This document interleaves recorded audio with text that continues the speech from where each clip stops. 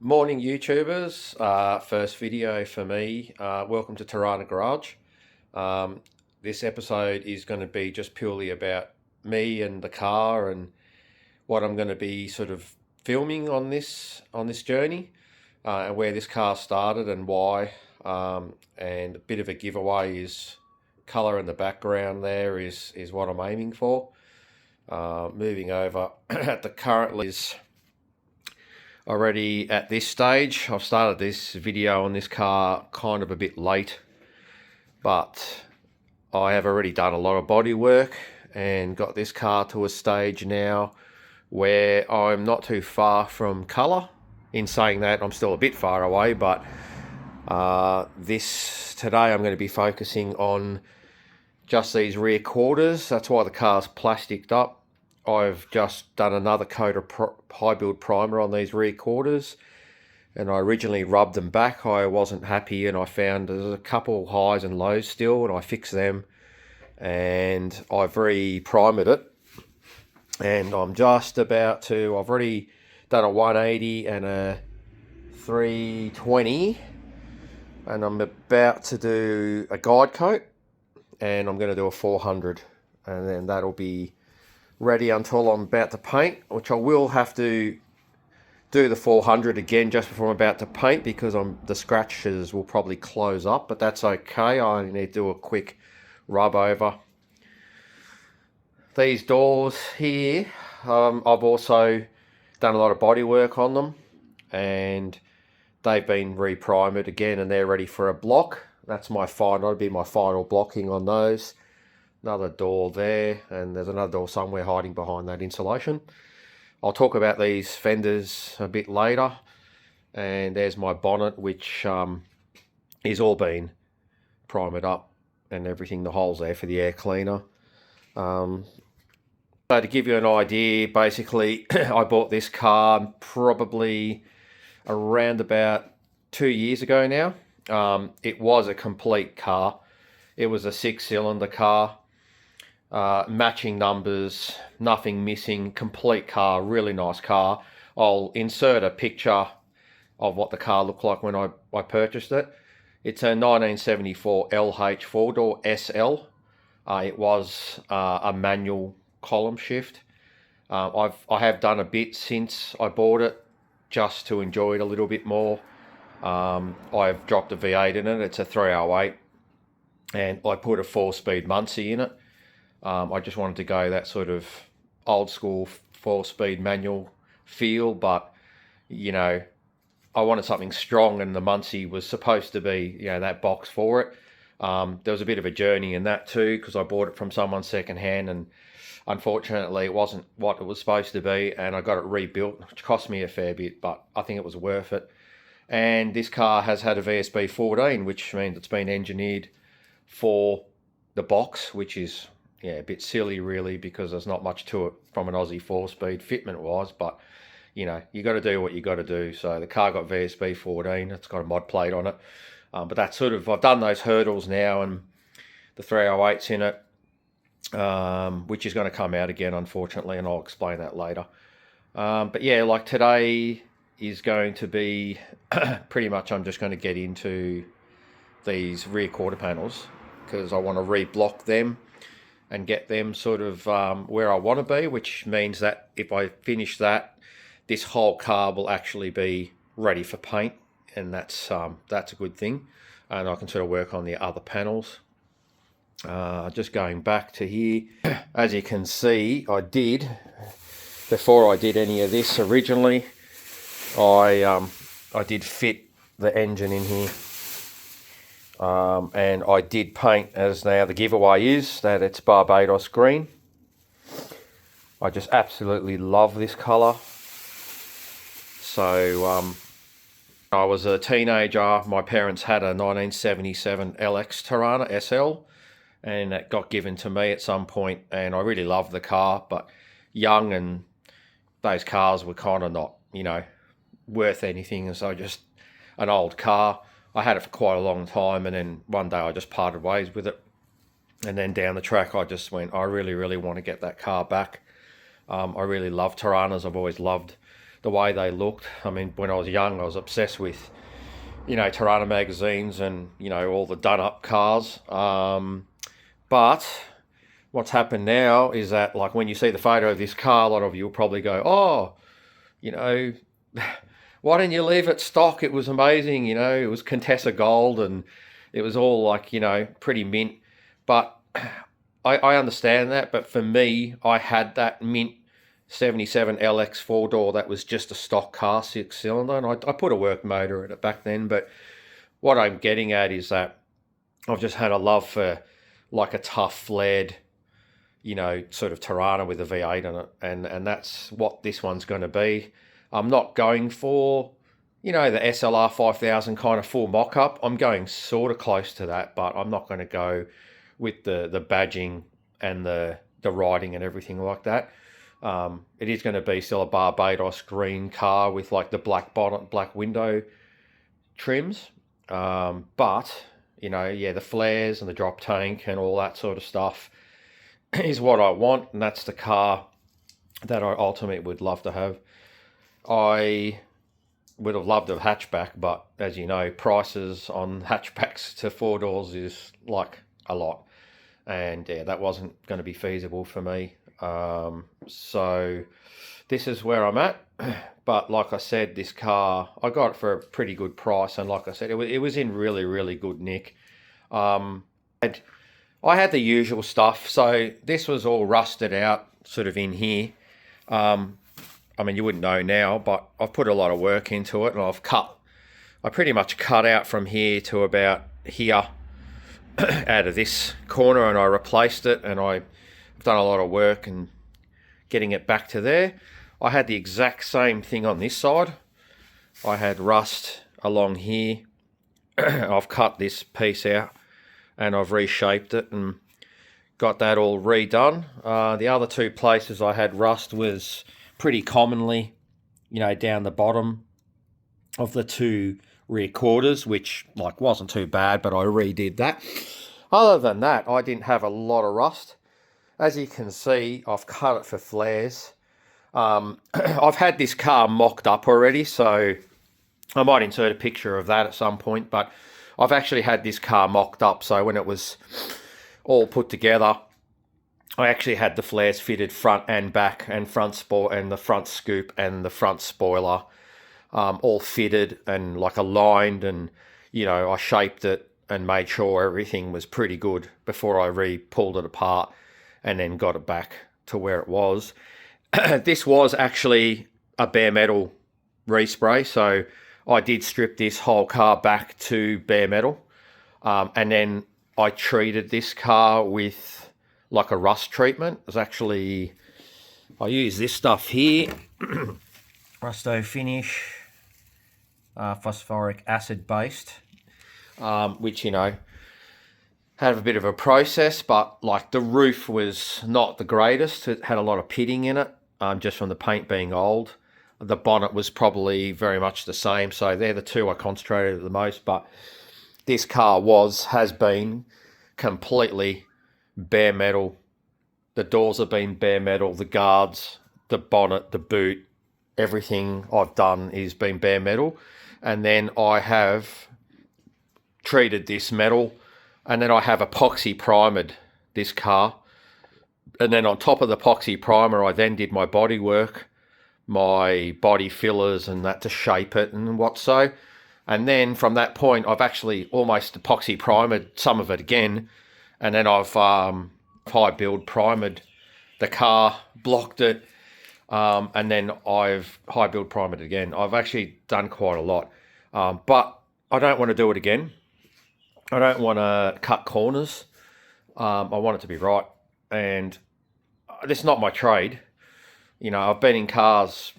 I'm been in cars for a long time, and I've loved working on them. I work on a lot of different things, and I've sprayed a couple cars and a couple motorbikes. But I've learned a lot over the years just by failure. Doing things, cutting corners, not putting the effort in. It doesn't make sense anymore to me. It's like, to give you an example, I did actually do the roof in epoxy primer, and I obviously didn't treat it properly, and found that I had some rust sort of popping through the epoxy primer in about a week's time. So, you know, that led me to having to strip the roof back to bare metal. I worked on it, actually pulled it outside, and I got my portable sandblaster and I sandblasted it, and then I treated it, and then I've locked it in again, and I haven't had an issue. But just goes to show you that, yeah, you just got to put the extra effort in.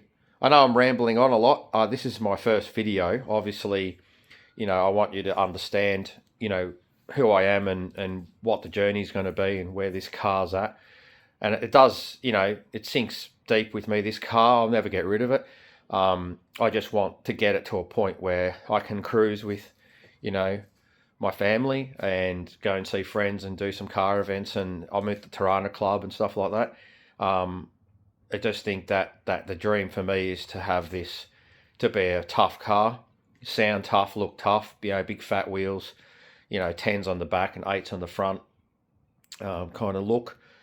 Like I said, I'm not going with the SLR 5000 sort of riding on it or anything like that. I'm actually not even going with a boot bobtail at this stage. I've decided I'm doing the bonnet scoop, I'm doing the front spoiler, flares, drop tank, but I'm doing no spoiler just for something a bit different, see what the look is going to be like. The interior on this was that. I'm not a fan of that. I've since got some new seats, which I'll show later. I'm just for now gonna vinyl spray the rear seats in black. The dash is going to be black top and bottom. I'll have the new carpet, new roof lining sort of stuff. As you know now, it's a 4-speed manual on the floor. I've got a lot of, you know, original parts, a lot of good parts, a lot of new parts. You know, it's going to have the black tail lights. And I'm going for like a full Barbados green with black tail lights, black, you know, black door handles, black mirrors, black grille. The bumper bars will be full color coded Barbados green with the black rubber insert.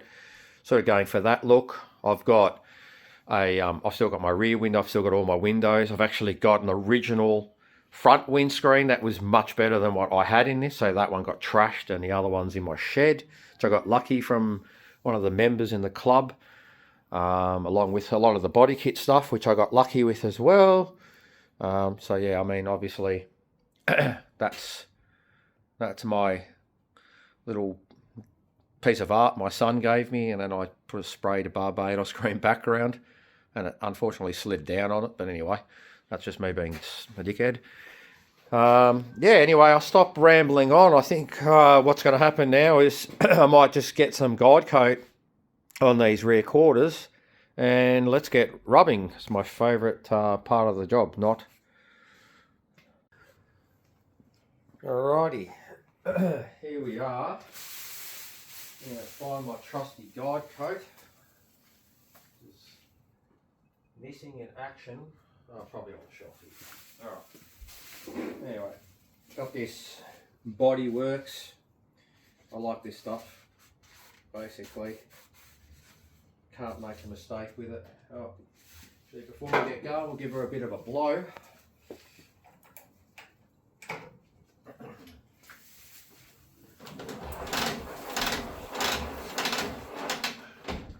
Some air.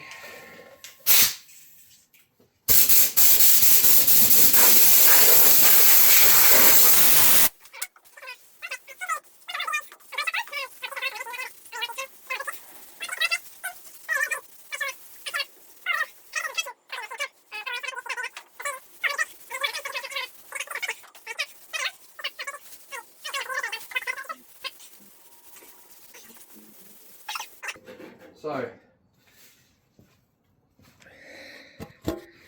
to have a look at that, I've guide coated it all the way. That's all I'm doing. That's all I sprayed. You can sort of see here, like I stopped there. I only re-primed it all the way and I just stopped there. The roof's all been done. I'm just going to blend that primer sort of back into the roof. But today, this is just about blocking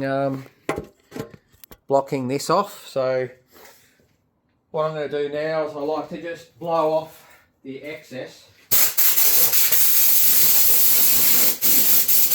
Get that off there. And then put on the good old face mask because you've got to do the right thing. Dust is not great for you. Might be harder to hear me.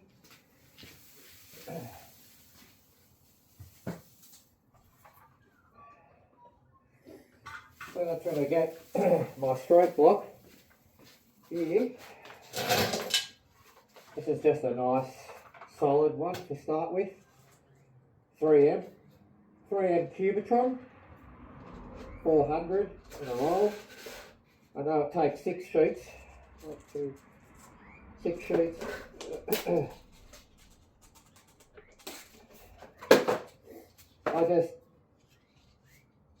I just love this stuff. Everything I tend to sand with is 3M. I don't know why, but I just find their sandpaper to be like it's the long that goes the longest distance, and it doesn't clog very much. Even the older stuff, when I have used it for a bit, still has some sort of bite to it. I have used so many different sandpapers and brands, and you know, honestly, I've got this stuff in exactly the same roll from like Temu, not 3M, and the difference in the two papers is actually crazy. Like I can't even use it now because I'm wasting my time, because I'll block for, you know, 3 or 4 passes and I can already notice that it's gone. And this thing here, I'll block and I'll block and I'll block and I'll block. I might be able to nearly block this whole panel with this piece.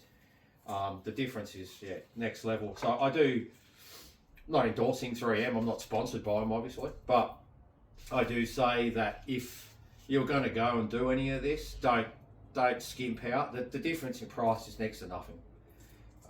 Admittedly, this is a 70, I think it was $78, and it's only 12 meters. I mean, only 12 meters is a fair bit, but it is only 12 meters. But you don't use a lot of 400, so it kind of will work. With the rest of the car, I've just used the 150 size discs, you know, which you can get all the different grits in, and then I can use my DA, and it fits a wide range of stuff. You can trim them because they're Velcro backed, and that's what this is. This is Velcro backed. That fits a lot of the Velcro stuff that I've got. Again, that's just a Temu sander. It's got a vac port, but I don't know, put the mask on. And yeah, it's a pretty good device. Anyway, shut up talking, Jason, and let's do some blocking.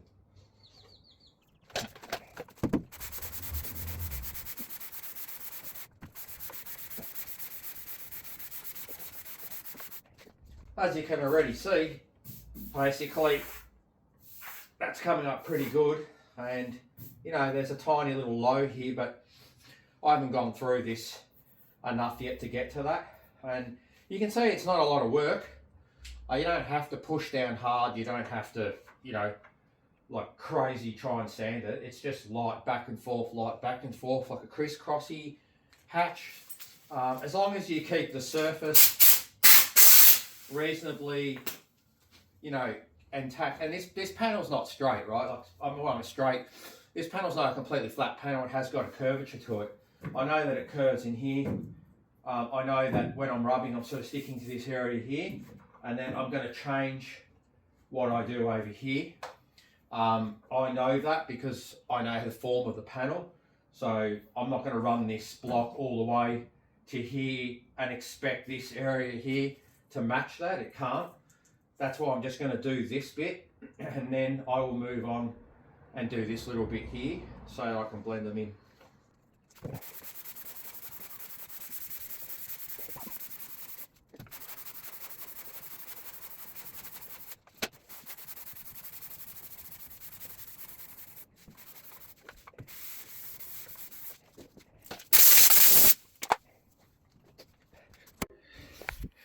I won't bore you with the whole thing.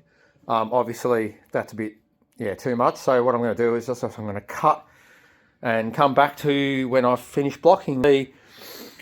That's not a lot of hard rubbing.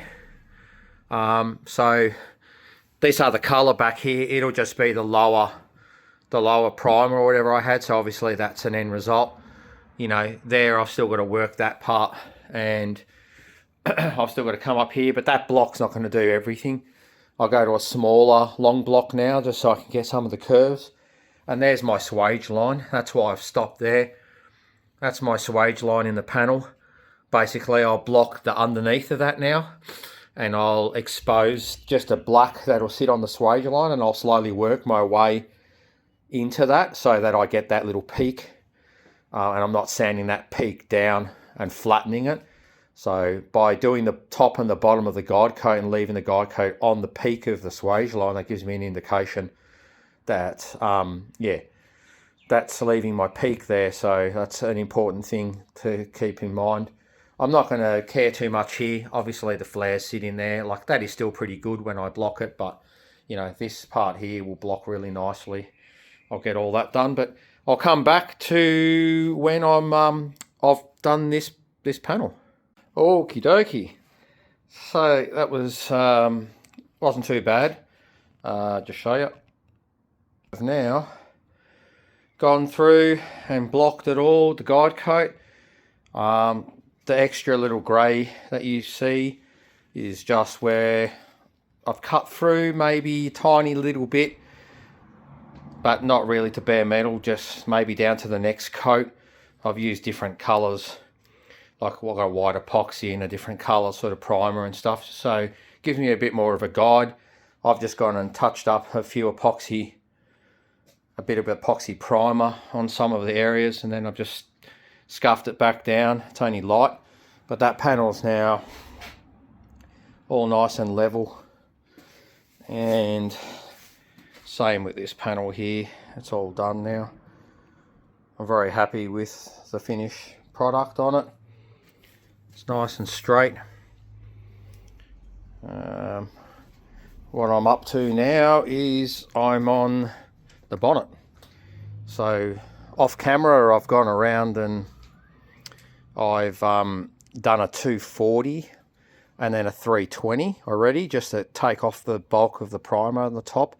And it's all guide coated now. All guide coated, and I'm about to rip into this and start blocking it. And I'll show you a little bit of that while it's still on the camera. And we'll hook into this and see how flat this comes out. I'm pretty confident on this bonnet being pretty damn good, so I'll set yours up the best I can with my amazing tripod called the Scaffold. Can't get better than a scaffold for a tripod, I reckon.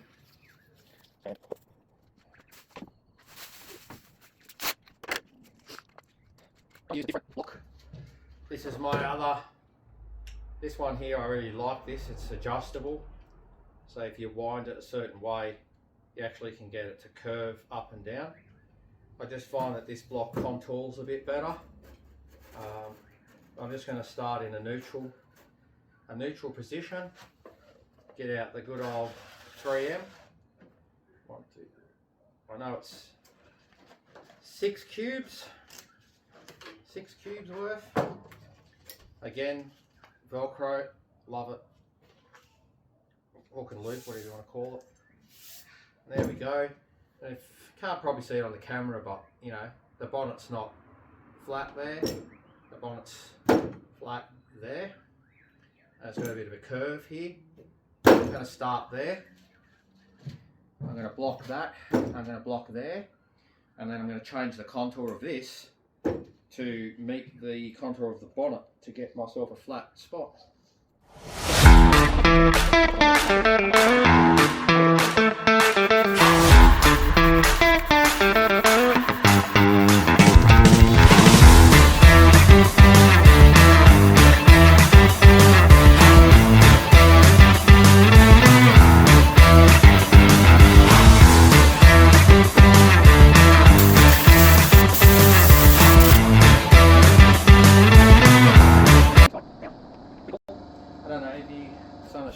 camera, but it's got like a bit of a bow to it now. Maybe you'll show you there that it's sitting a bit higher. It actually follows the contour of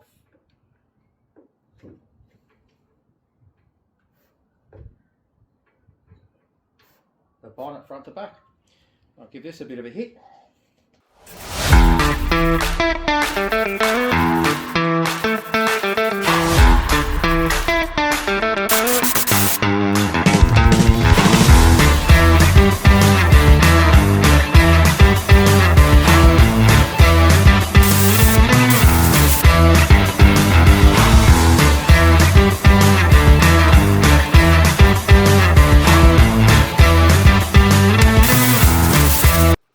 Have a look-see.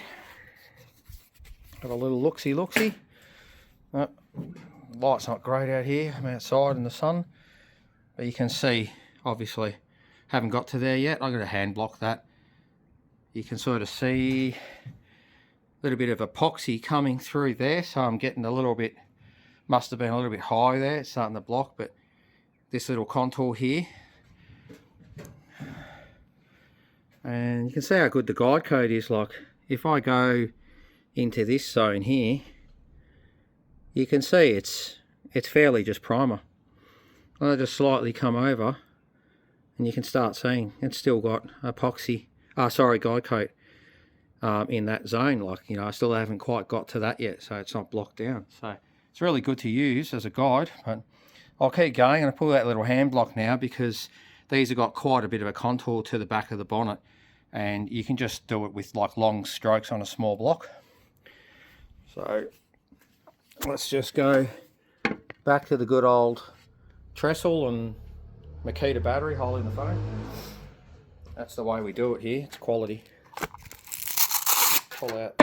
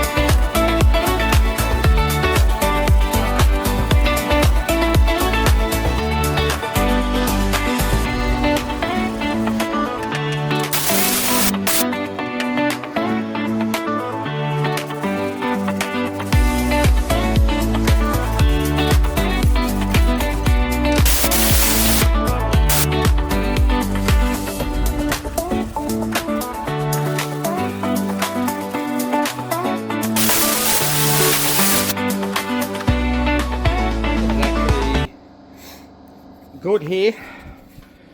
Goes to show you, oh god, the lighting's crap, but yeah, a little bit of epoxy primer showing through. That's okay. I know it's flat, the guide coat's gone, but here's a good example. If I can get it on the right angle, you can just, you can see that, hopefully you can see that little epoxy primer. There it is, I think. Little sorry, I know I keep saying epoxy primer. Guide coat showing up in there. That's tiniest low spot, but I reckon I'm going to get that puppy out with my flat block in about 3 seconds. So let's have a look and see if that's what I think will happen.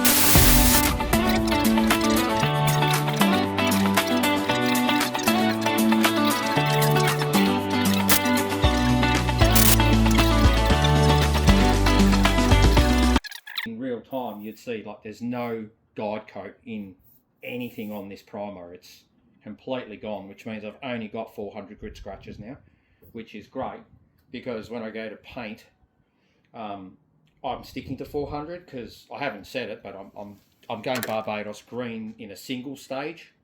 If you guys don't understand the paint world, and basically you've got clear coat, base coat, 2K, which means that you're putting your base coat down as a colour, and then once you finish with that, then you put a clear coat on and that brings out the gloss.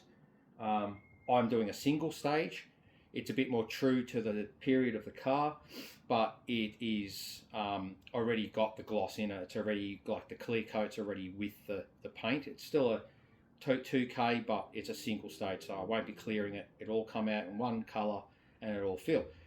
What I'm blabbering on about is that if you were to do base coat, clear coat, you really would want to do 600, 800 grit finished product. That's ultimately the best because base coat will not fill in the scratches like a single stage will. A single stage is a much thicker paint, so it is going to fill the scratches in a lot easier.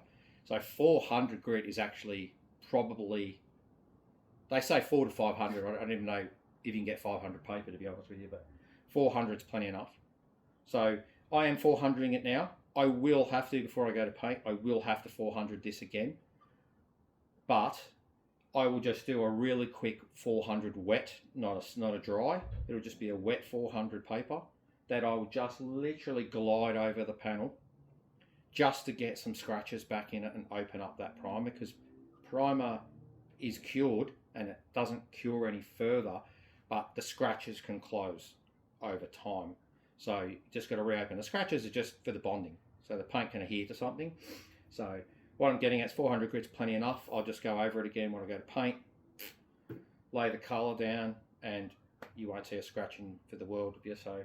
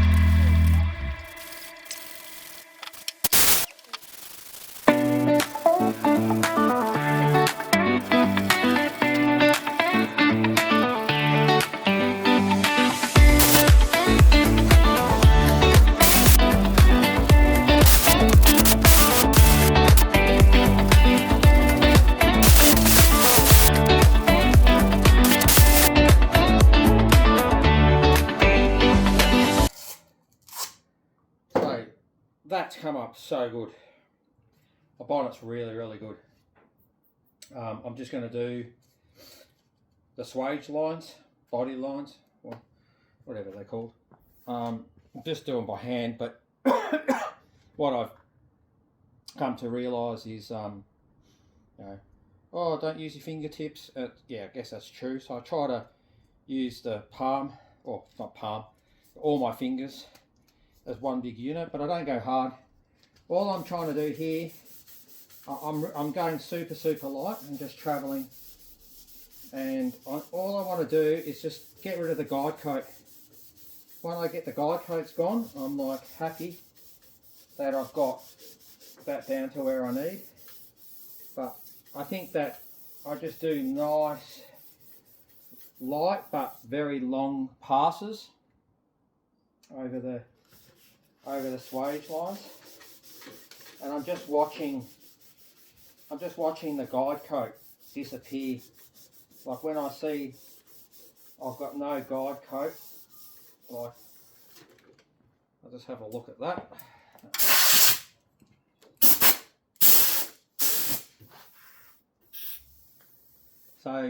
So far that's awesome.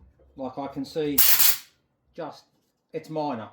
Like I've got to go over this anyway with 400 at the end, but there's like, you know, you can just see here I've got in there, and now Boomski, she's gone. And I just do the same with these edges. This bonnet is actually Barbados green on the other side. I've done that already. So it's all wrapped and protected. I've just left the smallest bit of, you know, like a little edge here where way I've taped it. So when I do it, because this will be black, so the aim is that the edges will be black just on the edges here anyway. So with the edges, I'm doing bugger all. I'm just letting the sandpaper do the work. At the end of the day, no one really gives a crap about how smooth that surely is going to be.